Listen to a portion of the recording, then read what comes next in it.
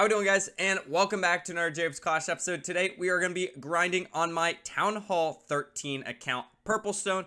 And well, we haven't been over here in a while. We've been doing our due diligence and war and whatnot. But I did buy the gold pass a couple weeks ago when it first came out and turned this account from a free-to-play account to, well, a now mini pay-to-play account. But today I realized, I'm like, hey, this season's ending pretty quickly and you haven't finished any of the gold pass. And the same goes over here for this rocket balloon spotlight event. I'm going to go in here and actually buy this event pass real quick. Just because, well, you're not going to get any better value for the ores that we get at the top here. And, well, that is the main thing this account is lacking, especially if I want to keep bringing this account in future CWLs. So, before we start doing any of these challenges, let me go over here and buy this gold pass. And once again, I don't have the creator code yet, and I don't really know when I will get it, but the best way to help me out is to like the video and subscribe if you do enjoy, so then maybe eventually we will be able to unlock that creator code. There we go. Event pass has been received. And let's go back over to the front of this pass here, and we can start claiming all of these free rewards here. Bing, bang, boom. The shiny ores are really necessary here very early on. And I'm going to go in here right away and just buy this first chunk of glowy ores. And we're not going to really mess with the blacksmith until the end of the video. And hopefully over the next hour or so, I'm going to pop a training potion, try to knock out some of these challenges. I'll show you a couple of the attacks, but hopefully we will be close to finishing both this gold pass and this event pass, and maybe we'll go in here and actually attack them more as well. But overall, that's the plan for the video. I will see you guys in the first attack. Alright, if you want to learn how to use a Queen Charge Hybrid, this is also going to be the video for you at Town Hall 13. It is my go-to strategy, and I'm going to walk you through it very easily here. So we're always going to start every single attack with our queen. We're going to place down a Coco Loon, which is protecting our healers behind.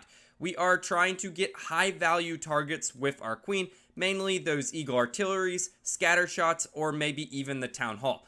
I'm going to use Sneaky Goblins along with my baby dragon to set a funnel for my queen, and we're going to use headhunters on enemy heroes like I'm about to do on this king.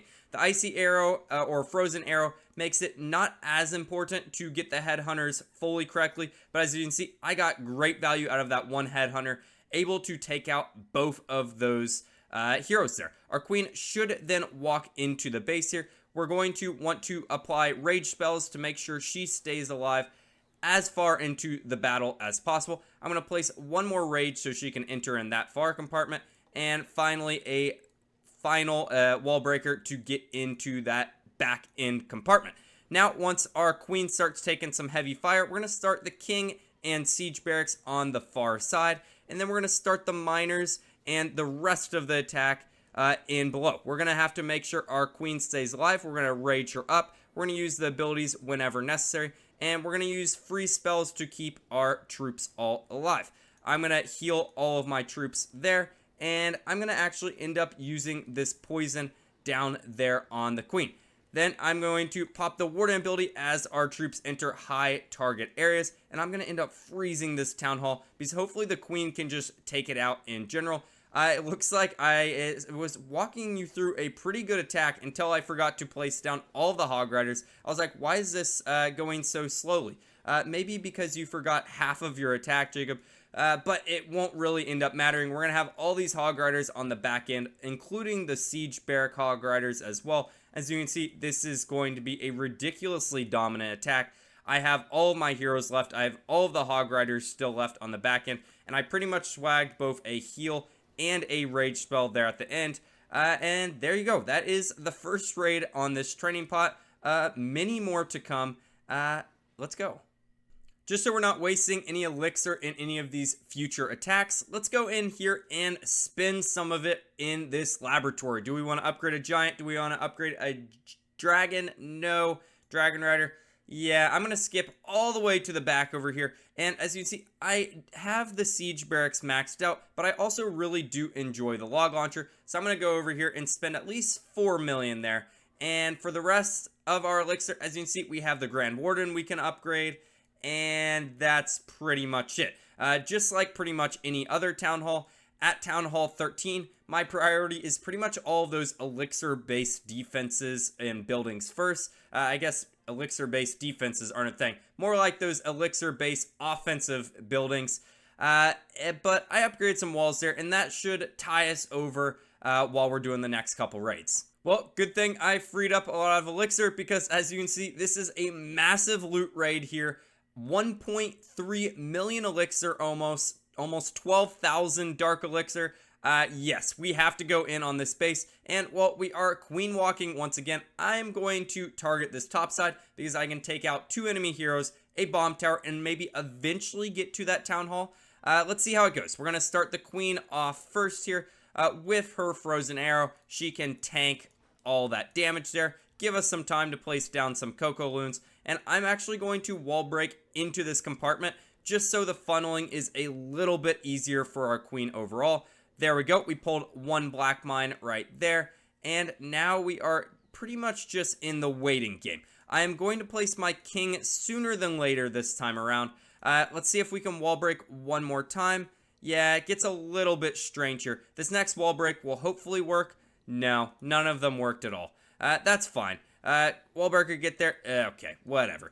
Now, I'm actually going to start the next phase of this attack a little bit sooner, just because we have the single inferno starting to target us, and I don't want to have to worry about too many things at once here. So I'm going to start in with all the miners this time.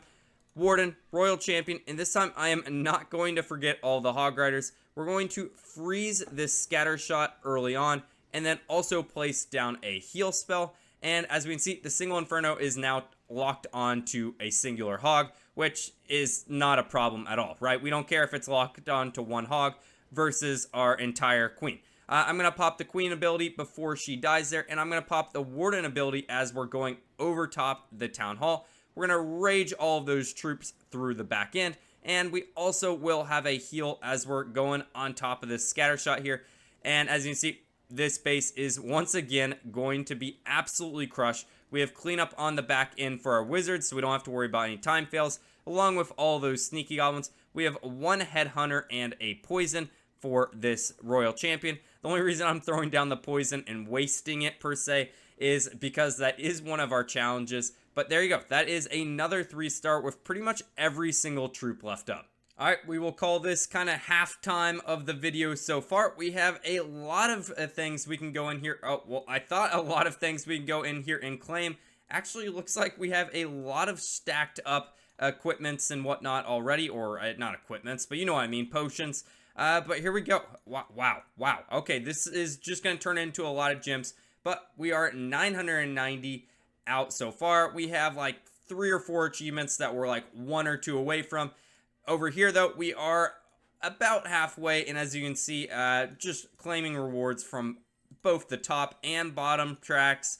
Yeah, I love that. There are so many ores. Let's go in here, claim the second batch of glowy ores there, and we have 2,000. Well, let's go in here and spend all of the ones we have thus far. There we go. We have spent all of our raid medals we've earned on star ores, glowy ores, and let's take a sneak peek and see how much we have. Oh yeah, we're going to be able to do some upgrades today. Alright, another massive raid completed. It says I've been recording for 47 minutes, and let me just briefly show you, we've made it all the way up to Champions League, which is pretty sweet just because that means we're going to receive more ores after each of our star bonuses. But look at this, call it YouTuber luck, call it streamer luck, whatever you want, but look at these massive raids, 1 million of each, 1.3 million elixir, 1.1 million of each, 1.5 million elixir, 1 million, 1 million, 1 million, 1 million. Yeah, so over the last 40 minutes, I have received a ridiculous amount of loot. This is my most worthwhile training potion I think I have done in a long time. And with that, as we can see, well, we have finished up a lot of both of these passes. We are claiming the 20% boosts here. And I don't know, most of this stuff we can claim, most of it, yeah, now I don't think we can claim anything else. We'll, of course, before the season ends, come in here, complete the rest of these challenges, but then also claim all of these rewards as well.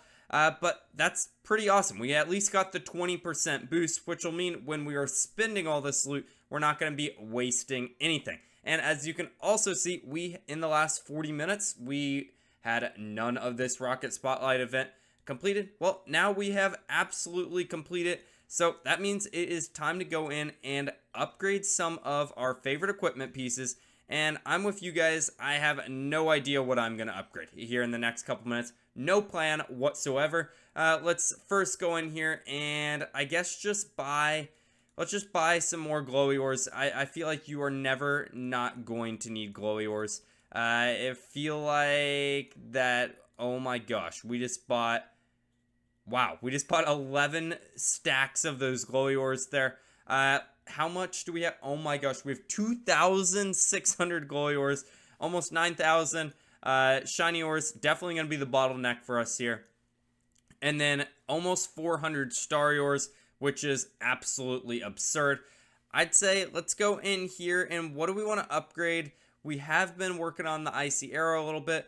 Let's just do a couple of these upgrades to level 12, which is the threshold level here. So icy arrow going to 12, we'll use some star ores, glowy ores, and some of those shiny ores. And every 3 levels, if you didn't know, equate to a big upgrade. As we can see, this is upgrading the passive ability, 5% additional slow. Now I'm going to go in here and do an additional level to the invisibility veil. This will be going to level 15, an extra 0.6 seconds of invisibility. That's pretty sweet.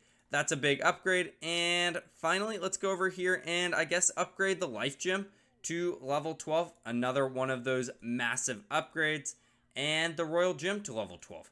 There we go. We have used all of our shiny ores. We actually used a big chunk of our glowy ores there as well. But those upgrades alone are going to make our attacks so much easier here in CWL, here in Future Wars. The one thing I am noticing that I want to save my gems for, note to self, Jacob, you don't have the giant gauntlet unlocked on this account yet. You need to unlock it if you want to succeed in the future in higher and higher leagues. So that's definitely going to be something to look out for and something we're definitely going to want to save glowy ores for in the future. But now let's go ahead and spin these 2 builders that we have available. We have the 20% boost stacked up there. So in my opinion, let's just go and do whatever is the most expensive. So for gold wise, 7.3 million for the wizard towers does look like it is going to be the most expensive upgrade out there. So I say let's just go do both of those. It is kind of boring. Are we going to waste some elixir?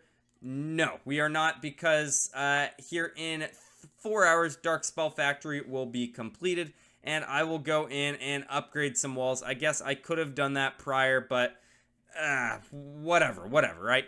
But again, I'm really happy with the hero equipment progress we've made, and that's by spending just a little bit of dough for that event pass. I would definitely recommend it if you want to make some big progress on your hero equipment. And it's also important to note, we do have this bonus track where we'll earn, it looks like 650 additional medals here, which looks like I'll probably just go in here again and just buy 2 or 3 more stacks of these glowy ores. And I know shiny ores were the bottleneck that we just ran into, but 2,000 for 1,500 just never really seemed worthwhile for me. But guys, if you have enjoyed this episode, help me out by liking and subscribing. The whole little analytics thing that I get to see, it says that only around 20% of you that watch my videos are subscribed. So help me out, right? It takes like 3 seconds. It's completely free,